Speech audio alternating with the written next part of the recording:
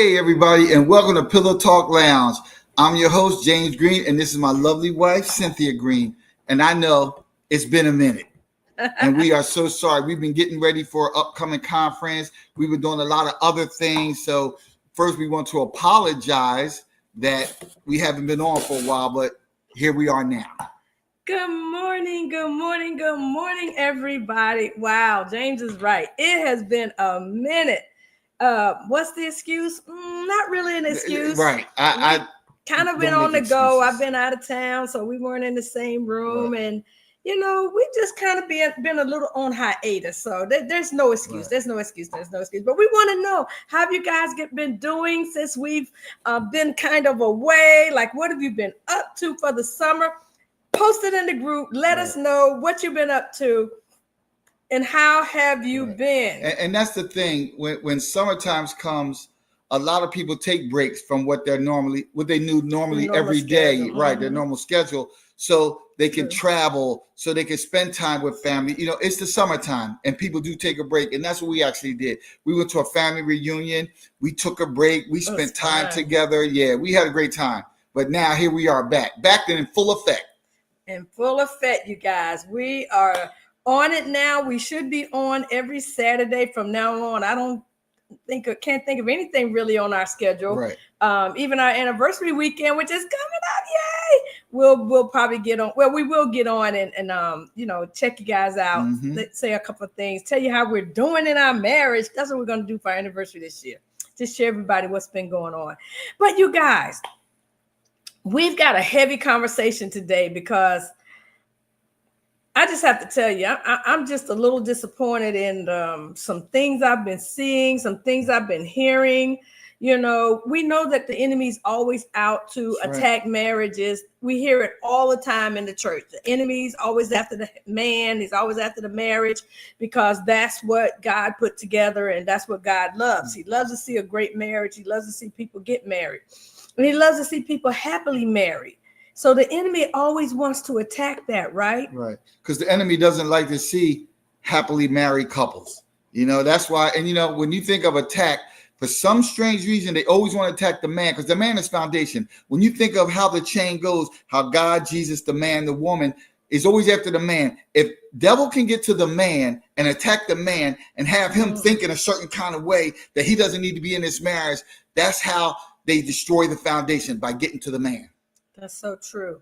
So, we've just been in this place where it seems like we're hearing about couples not doing well that we know that we thought were doing well, or that we see, like not necessarily but see on social media, and they've been doing things together and they appear to be happy. And, I see sometimes people post comments that, all these people on social media posting about how happy and great their marriage is. Some of it is fake. No, they'll say it's all fake, right? And I don't want to say any of it is fake. It's not fake. A lot of us do have great marriages, and we all have happy moments. We all have fun sometimes. We all go out on dates. We all celebrate things. So we post about it. Right. But it never means that we have a perfect marriage. And it never means that issues arise, that, issues may come up, that there's trials and tribulations in your marriage. Nothing's perfect all the time. But the thing is, when those situations come up, when there's conflict or issues or whatever the case may be come up, it's how you handle them. A lot of people may just want to walk away, but it's how you handle them that makes your marriage stronger when you get through them. So, right, like Cynthia said, we've been seeing some things and hearing some things about couples going through some things, and things happen. Right. But it's how you deal with them. So that's what we're going to talk about today. Right. We want to talk about, and we want you guys to comment and give us feedback and tell us what some of the things that you do. So when a couple's marriage is in trouble, right? How do they know? Like, how do you know that your marriage might be spiraling out of control? How do you know that something's just not right? How do you know that you're drifting apart? How do you know that it's really taking a bad turn? And I would say because it just doesn't happen all of a sudden. Usually it's a buildup of things. And that's the thing. A lot of time couples go through some things and it builds up and they never talk about it. They never seek help. They never communicate right, maybe about that situation. And as it builds up, it gets to a point where now it explodes. Mm-hmm. And someone in the relationship may feel, okay, I can't do this anymore. I'm done. Right. Instead of thinking, we can't do this. Can we do this?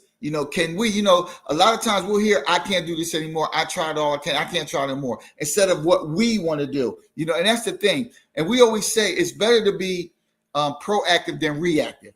That's why we always tell couples before you get married, do pre-marriage counseling.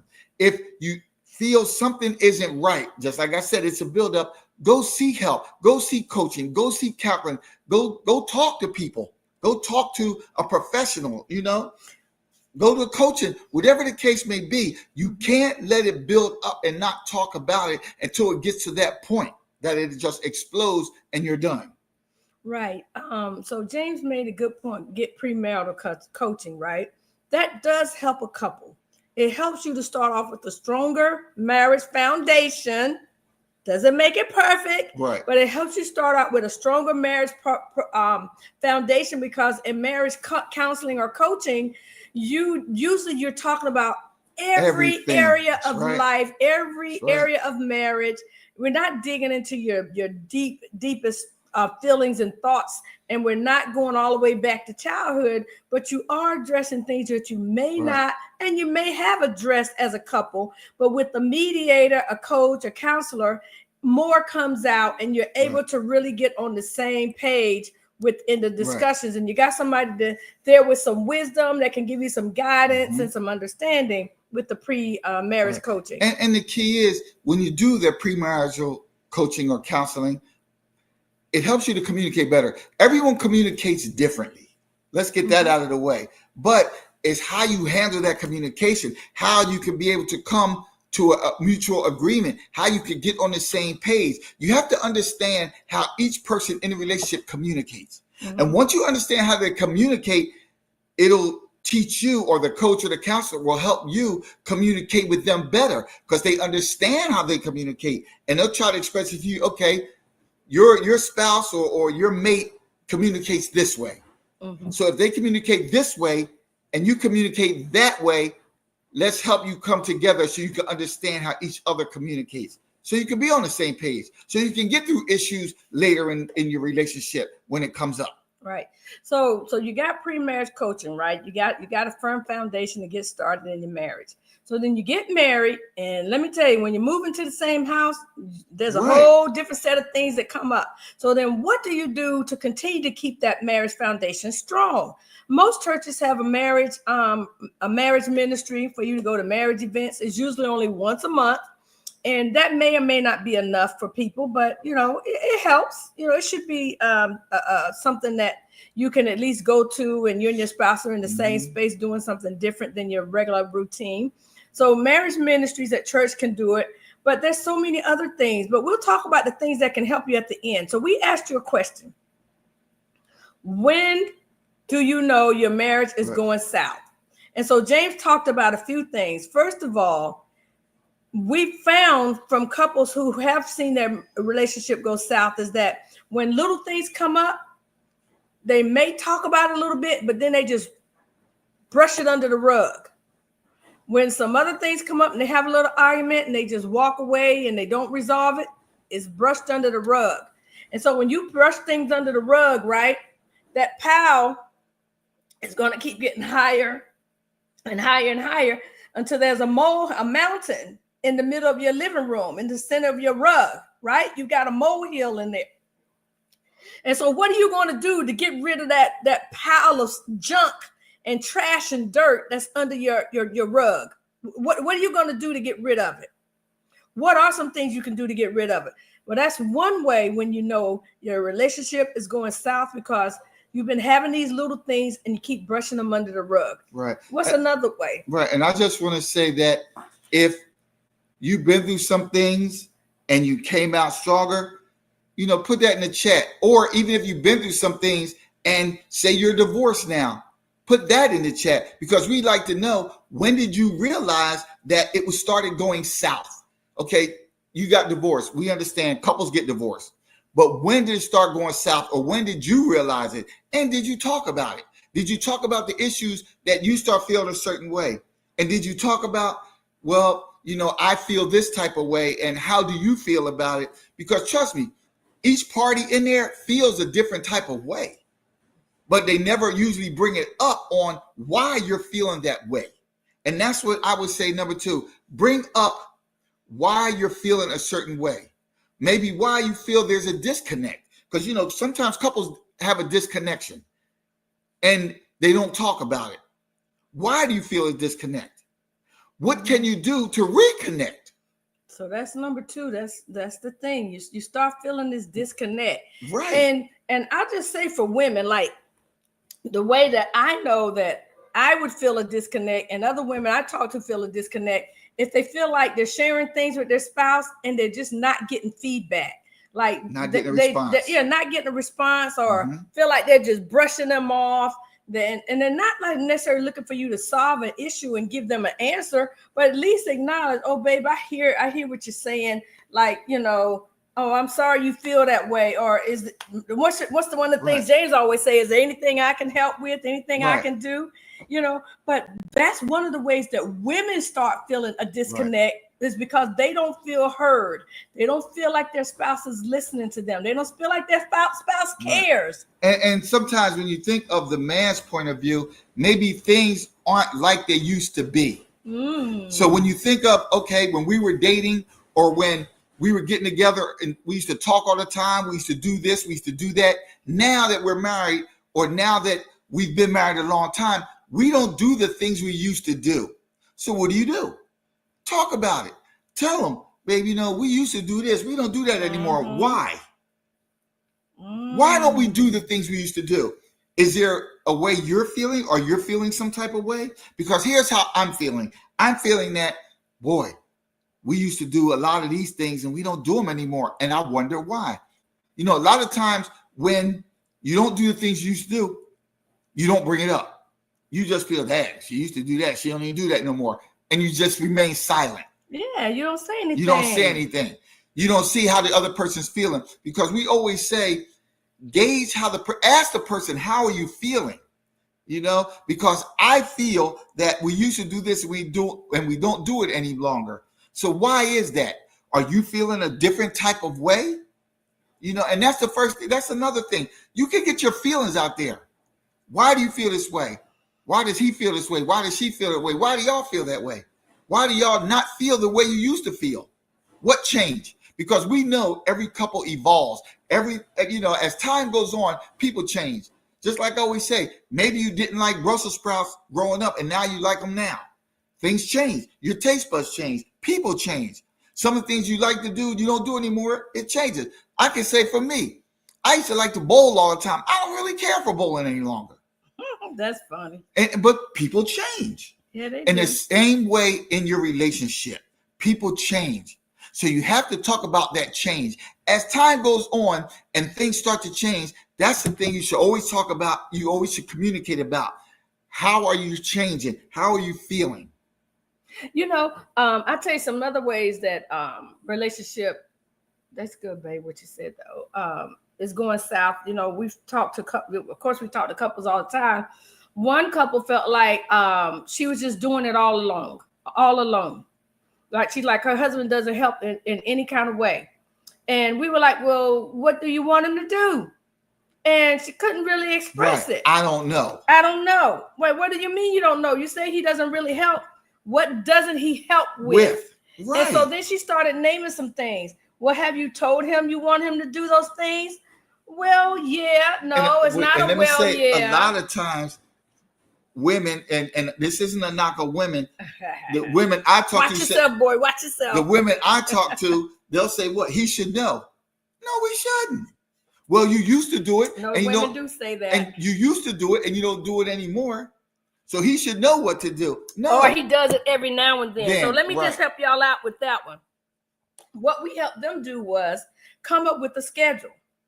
First of all, list the things that you do, he do, or you want him to do, you want her to do. Like, do you expect her to cook every day? And we've talked about this a little bit, Mhm. but come up with a schedule. Okay, if you want him to help with the kids with getting homework done or getting baths, if he has somewhere to be on certain days, or he works certain days, come home late certain days, then put him on the schedule for the days when he isn't. Right. Maybe he does the bath on the weekends. Maybe he helps with the kids on the weekends. Whatever that looks like. Maybe he does dinner on the weekends. But if he's not helping, don't feel like he should just know. Right. That's not right. Right. And Cynthia hit it on the nail on the head. And that should be number 3 or 4. I don't know where we are. I don't keep count of where we are. But that's the thing. Sit down and talk about each other's schedule. Gosh, yes. Talk about what you got going on. What are your plans? You can do that every Sunday and plan the week out. Well, I need you to do this, or I need you to do that. See, there right there. You're telling them what you need them to do. I need you to do this. I need you to do that. I need this. I need that. You're letting them know your needs, because we're not mind readers. Nobody in a relationship is a mind reader. So in order for you to get your point across on what you need or what is needed, you talk about it. Sit down. Talk about what you need. And that's another way how couples drift apart too. This is probably number 5. They have these thoughts in their head that they want their spouse to do, to know, to act on, to say, but they never shared it with them. And they expect them to just know. No, that's not gonna work. James always tells me, he tells everybody too, he says it on these shows all the time. You need to tell me what you want. Right. He's like, he always say, men are mind readers. But even though beyond being a mind reader, come on now, even if you've been together 10 years, if you've never told them from day one, if you've never told them since you've been married, you've just been waiting for them to do that thing. You don't let it go so long with them building a habit of not doing it. Now it really irritates you because they don't do it. And a lot of times you'll say, well, they used to do it, but they don't do it any longer. And that's when you sit down and say, okay, we used to do this. You used to do this. You don't do it any longer. I wonder why. Why don't you do it any longer? Why don't you do the things you used to do? What has changed? You even bring it to their attention. Right. That's what I'm thinking. Just bring it to their attention. So I've talked to people that they spouse don't do certain things that they used to do. And they talk about it. They be like, he used to do such and such and he never does it anymore. Well, did you say anything to him? No, because he's just not going to do it. He don't care. You don't know that if you don't sit down and talk to him. So this is number 6. We really don't want to have the tough conversations. Couples really don't want to have the tough conversations. And I'm telling you, if you have the tough conversation, if you really talk about it without arguing, you can really get to a different place. You can really resolve things. You really, really can get on a different level. That's the honest to goodness truth. And I think about that because if you haven't discussed what's bothering you, you haven't discussed something that you guys have been arguing, and you don't sit down and figure that thing out, that's one of them things that's gonna keep piling up under the rug and build up until it just explodes one day. It ain't even gonna be a mountain under the rug. It's going to explode. See, because I always talk about expectations and how expectations leads to the biggest disappointments. So if you're expecting something and you never express that, and then when it doesn't happen, it leads to disappointment. Now you're disappointed. Now you feel, well, maybe they don't feel the same way about me that they used to. Right. But you don't know because you were expecting it and never talked about it. Never talked about what you expect. And that's something that we talk about in premarital counseling. What are your expectations going into marriage? What are you expecting from your spouse? If you're going to get married, you need to talk about your expectations. Right. Because if you don't and it doesn't happen, you're disappointed. Because just like we always say, you can do things while you're dating, and then when you get married, some of them dating things don't happen anymore. That's so true. Why? Right. Why does that happen? Right. So you have to talk about it. Why? So like with us, right? We made a decision early in our marriage, the beginning of our marriage, that we were going to have a date night every single Friday. Y'all, we've never, ever, ever gotten away from that because we made a commitment but we also both hold each other accountable. And date night doesn't mean you have to go out all the time. No, it doesn't. No, Maybe it means date night could mean just the two of you spending time together talking. Yep. Quality time. Yep. Together. It doesn't have to be you go out to eat all the time, or you go to a movie all the time, or you sit home and look at a movie all the time. Sometimes it could mean just talking, just clearing the air, just getting things off your chest. And we always say, take that time. If you're feeling a certain type of way and you got things on your heart, on your mind, talk about it. And there's nothing wrong with scheduling that talk. And that's what I would say. Lord, that's a good one. Schedule that talk.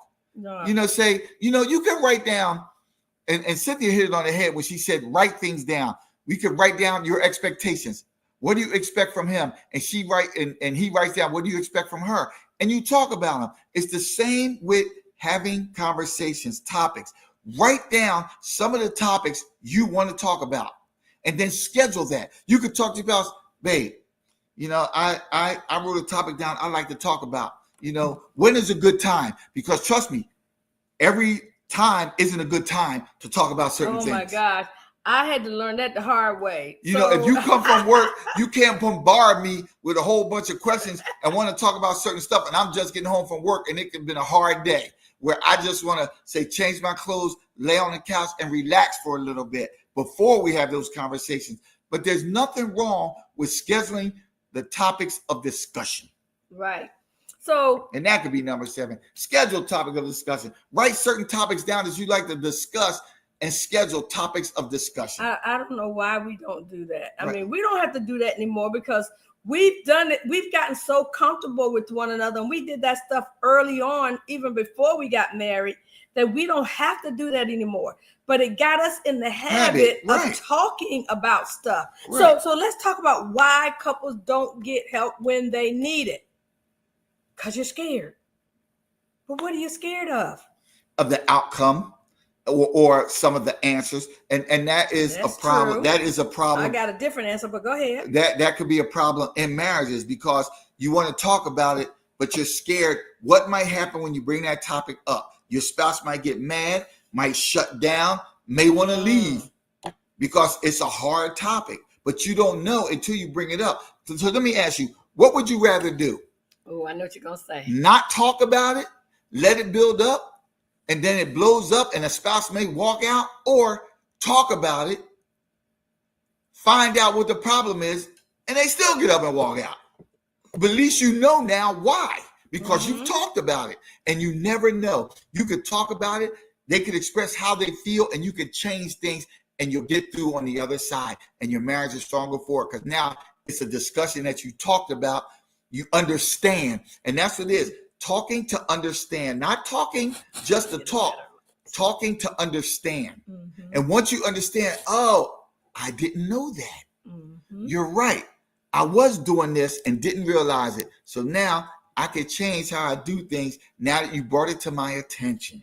So another reason why couples don't want to talk about their issues they have going on, or how they're feeling, or why they don't want to get help, why they won't talk to somebody, go to the church counselor, marriage leaders, marriage coaching, to a real counselor, to a marriage counselor, marriage therapist, because they don't want nobody to know their business.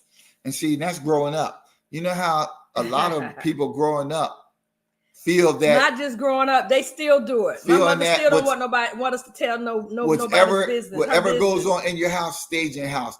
I ain't going out there and tell no perfect stranger all my business. And it could be embarrassment. It could be that you feel that the counselor or the coach or the therapist is nosy and is going to judge you. That's not their job. Well, that was the other thing too. They feel like that person is going to judge them, but that's not for what's going on in their home. But you can't be fearful that you can't be worried about. But that's why the Bible says to seek wise counsel. Every counselor, every therapist, every coach is not for everybody. Right. So you have to find that person. You have to pray about it. You got to use discernment. Look around the room. Look in your friend bank. Go online and do research.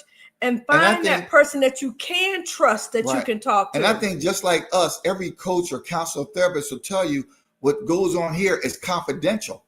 You have like a non-disclosure. You can't disclose information that you talked about privately with a couple. Well, yeah, and counseling and therapy you can't. But I know, and no, nothing against the church, because we're counselors in the church and we don't tell couples business. Right. But they, a lot of couples have said that there's no way they're going to their church.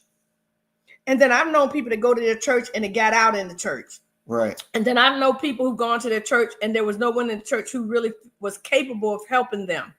There was no real counselors or ministers or whatever that felt they could sit down and talk to this couple and help the couple.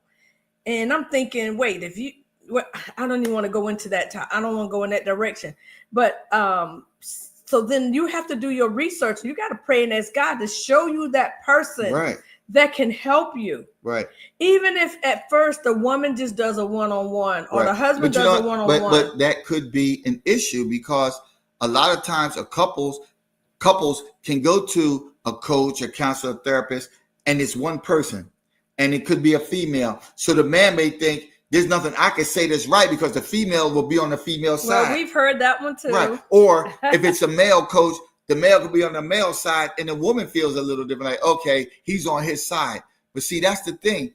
You can't be biased. You got to be equal. That's why for us, we do it together, because when couples see us, it's a man and a woman, and it's not like just one person, a man, and you feel a certain way. So y'all, let's just say this. Get the daggone help. Right. Get the doggone help. Don't be afraid. Don't be afraid of what people going to think. Don't be afraid of putting your real feelings out there, because you're feeling hurt and you feel like talking about it's going to hurt more, or you're not sure what to say. You're not sure if your spouse is going to agree, if your spouse is going to get upset. Just do it. Right. Don't just walk away. And my thing is, don't be afraid to express your feelings. If you're feeling a certain type of way or you're feeling something different, tell your spouse how you're feeling. That's the only way in a marriage, in a relationship, that you'll understand the person if they tell you how to feel. If things change for you, let them know that. You know, I used to feel this way. I don't feel that way anymore. Y'all, let me tell you something. Like James said, he's talking about back in the day. He is still that person that do not want to tell people his business, do not want people to know things, not just outside of our house, but like what's going on with him on his job, or any type of promotion or gift, or I don't know, anything that happens in his life. He is not the type of person that wants to broadcast it to anybody. So you know who I tell? My spouse. And that is the thing. Yeah. Your spouse wants you to be able to come to them. It should be a safe place. Right. You know, that's where you should be able to be vulnerable at, with your spouse, telling them everything, telling them how you feel. You know, they should be the first person you want to run to. If you don't want to go outside and tell a stranger, tell your spouse so y'all can talk and work through it. That's where you want to go. You want to be able to tell them everything so you can talk about everything. Yeah. Just think how great your marriage would be if you talk to your spouse about everything and express everything to them, vulnerable about everything to them. That you will be talking so much where you feel comfortable. Baby, let's talk. And you would have so much peace. Because let's us just be transparent. Neither one of us did that in our first marriage. No. I didn't talk to my spouse about anything. So and I wasn't going to tell no strangers in my business. I can't blame the breakdown of my marriage on him, because I didn't talk to him about things. Now I did try, and I did try to get us to go to counseling, and he felt just like James did. I blame I'm not telling no stranger my business. I blame both parties, and I really blame myself too, because I was that one. I ain't telling no stranger my business. His wife wanted to get counseling. He didn't want to go. My ex wanted to get counseling. He didn't want to go. And guess what? Now we're both divorced. So in this marriage, if we needed counseling, we would get counseling. But not just because we're coaches don't mean we know everything. Right. But between the two of us, we talk about everything. And we do have friends that if we needed to talk to somebody, we have friends, and we have laid things out on the table with our friends. And if you're feeling differently, or you feel a way that you didn't feel before, I let that person know that. I let her know that. Well, I used to feel this way. I don't feel that way anymore. Right. There's nothing wrong with it. There's nothing wrong. And don't blame the other person. Please do not use the blame game. I blame you for this. Mm-hmm. I blame this on you. You're the reason why I'm like this. No, don't do that. Yep. You can always talk about how you feel and what made you feel that way. Yep. You can say, okay, because you did this, it made me feel this way. You can't say, oh, once you did that, that's your fault. I blame you for me acting like this. No. You acting like this because of the way you feel about something that happened. You know, this past week, I did a workshop called More Than a Mrs. And we were talking about the different hats we wear. And we really didn't even talk about that. We talked about the different roles that we fulfill and describing ourselves, using descriptive words to describe ourselves and all of who we are. And we really realized that, you know, every woman in there realized they really do like themselves. But one thing that we did talk about was not really expectations in the marriage, but maybe things that we wanted. And so, you know, like we got on the conversation of like really trying to want something and feel like you're not getting it. And we talked about pillow talk. And I wasn't even talking about this show, wasn't even thinking about this show, but pillow talk is a real thing, y'all. Like, pillow talk doesn't mean you got to be laying in the bed on a pillow, but that is where it comes from. But it means that you're talking to your spouse in a way, in a soft way, to get them to hear you, understand you, listen to you. And it means you're in a soft, quiet place. You're in a safe space. You're in a relaxed space. You're both there together. You're already there. And this is a great time to have a conversation. That's what pillow talk is about.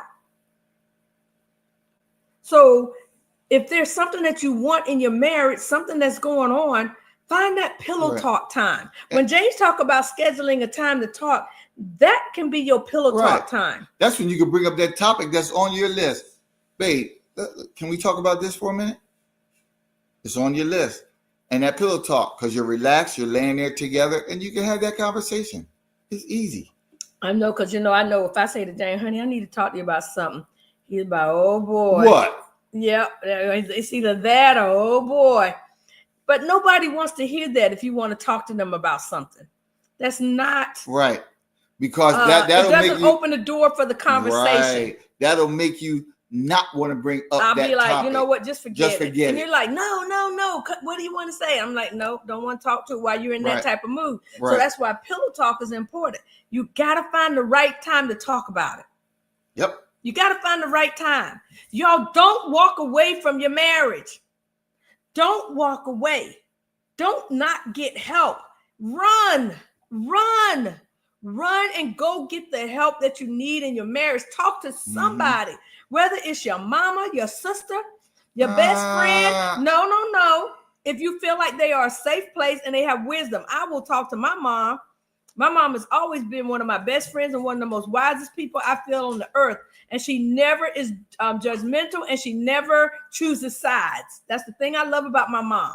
So you do that if you know that they are a safe place, they got your best interests at heart, and they have wisdom, especially spiritual, biblical wisdom and worldly wisdom, and even maybe experience in that area. But there's got to be somebody you can talk to. Think through your Rolodex in your head or in your phone. Go through your phone and pray over them people in your phone and say, God, who in here can I talk to? But talk to somebody, because you don't know what you may need or what you may can do to turn things around. But you got to try it. At least try. And you don't know what a person you talk to may say that will trigger some things that will help. Right. And the longer you wait to get help, the longer you let things linger, the longer you let your marriage just not be going right, is the harder it's going to be to turn it back around. So you got to try it. You got to work on it. That's right. All right. So we came on here to talk about this. We'll probably talk about it again, because doggone it, I'm mad. I ain't going to say I'm mad. I'm just so disappointed when I hear couples who I thought had a great marriage, who did have a great marriage, and they've allowed some things to get in the way and hurt their marriage or hurt them and turn things upside down. I'm just so disappointed. I'm just so mad at the devil. I am mad. I'm mad at the devil. But I'm upset because they don't take the steps to get the help that they need. And most of the time, one person do want to get help and the other one doesn't. Right. You both need to go get the help. You both need to go talk to somebody, whoever that may be. All right. So if I know that your marriage is in trouble and you're a friend of mine, we may help you, but we will usually refer you to somebody else because your friends may not be the right ones to talk to because they may be a little biased and they may not be able to separate their feelings from your situation. So we will give you a referral, especially if it's in a particular area. So like we don't deal with the infidelity because we've not had to deal with it in our marriage. And so we feel like we're not the best ones to help you. We want somebody who's dealt with it and worked through it and overcame it in their marriage to talk with you. And we do know some infidelity coaches. If it's trauma, we know some trauma coaches. We don't deal with trauma because we're not trained as therapists to go back and dig into your trauma and what happened to you and show you how to fix it. That's not what we do. So we stay in our lane, y'all. We stay in our lane. So we're just saying if it's any of those things that happen, seek the help you need. Please. Talk about it and seek the help. Please. Come into agreement because I know a lot of coaches, therapists, counselors, they want both parties to be in agreement to seek the help. Yeah. This is a serious conversation. Mm-hmm. But what we do want to share with you guys, you see it scrolling across the bottom. We got Couples Fest coming up. Yay! September 19th and 20th here in the DMV. It's going to be at the Crown Plaza in Greenbelt, Maryland. This is our 9th annual Couples Fest, you guys. And every year we add something new, something different, definitely different speakers, different activities, always different games. Y'all, we added a lip sync battle this year, and I'm excited about that because I want to do a lip sync all by myself, and I'm gonna turn it out, y'all. I'm gonna get me a real good song that I can act out. But it's really a couples lip sync.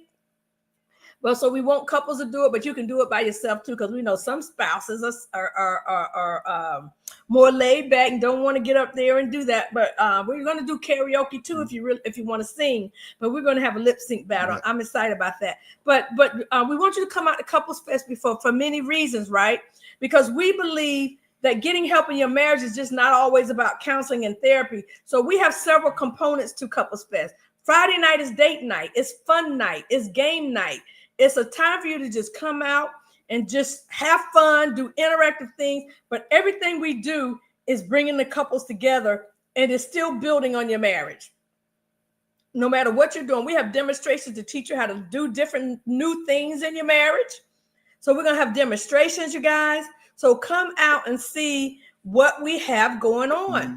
And then Saturday morning, that's the work part. That's the workshop part. But this one, we're doing that a little different. I'm not going to tell you all the secrets on what we're doing, but one of the we're going to have 2 different panels, and we're going to do some couples fireside chats. Okay, so we're going to have some couples fireside chats. That's going to be really good. I cannot wait for you guys to hear the story of this one couple that was really going through, that sought help, got the help, and now they're doing great. There's a couple of them like that. And if you got a story you want to share, reach out to us and we may let you tell your story at Couples Fest this year. And so there's a lot of things that go on Saturday morning, a lot. And then Saturday night is our gala, our dinner and award ceremony. So we are still got a couple of spots. So if you know somebody that you think has a great marriage and you would like to see them get the Couple of the Year award, then please, the Marriage Built to Last Couple of the Year award, please reach out to us about that also. So we have dancing up Saturday night. We have a great dinner. We give out awards. We have a keynote speaker. You guys, our great friend Tisha Lewis from Fox 5 News will be back emceeing again this year. So we're super excited about that. And we got our DJs. You guys, we give it the fun. We give you the education. And then we recognize and celebrate people who have great marriages. So we give you a little bit of all of it in a day and a half. And so we've heard some people complain about the price. Come on, y'all. The price that we charge, people pay that to go to a 2-hour dinner. I mean, like if you go to an event and it's like from 7 to 9 or 7 to 10, 2 or 3 hours and you get dinner, You're paying what we're allowing you to pay for a 2-day event. And there's a payment plan. I want you to know there's a payment plan, and you can do a $50 discount down payment to save your spot and then pay on it as you can. We have so many ways for you to pay and for you to be able to make it. There's no excuse. You guys got to come out and do these types of things. I hear so many people say, my husband's not going to do that. You don't know what your husband's going to do unless you ask him. Most of you aren't even asking. But if you don't do anything else, come out to Friday night and Saturday night. You still got to pay the same price. But come out Friday night to the fun part and come out Saturday night to see the couples get awards and come out and do the dancing and have dinner. It's a dinner date. But at least this year, be bold and ask your spouse if they want to go. Don't just assume that they won't go. Go. Because my husband didn't used to go to that kind of stuff. He does now because, he said he still don't. Okay. I'm joking. But he goes. He you know what? He really probably doesn't want to go because honestly, he doesn't really want to go to anything, not conferences, workshops, different events. He's happy here at home on the couch, but he goes because it's important to me, and it's important for us to show up in places where we can support and help other couples. And it's important that we do things like that to keep our marriage sharp. Mm-hmm.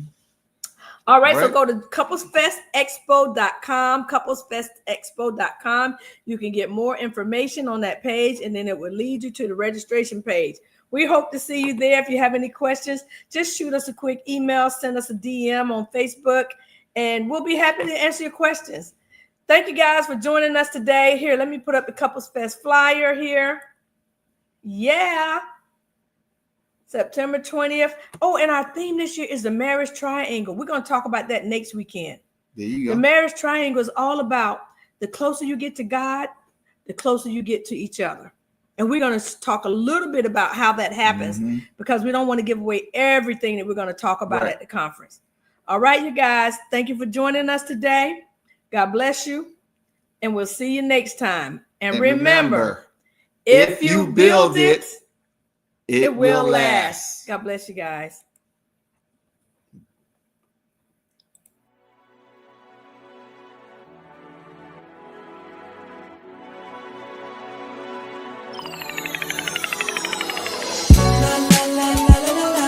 Pillow talk, pillow talk, pillow talk, yeah. Pillow talk, pillow talk.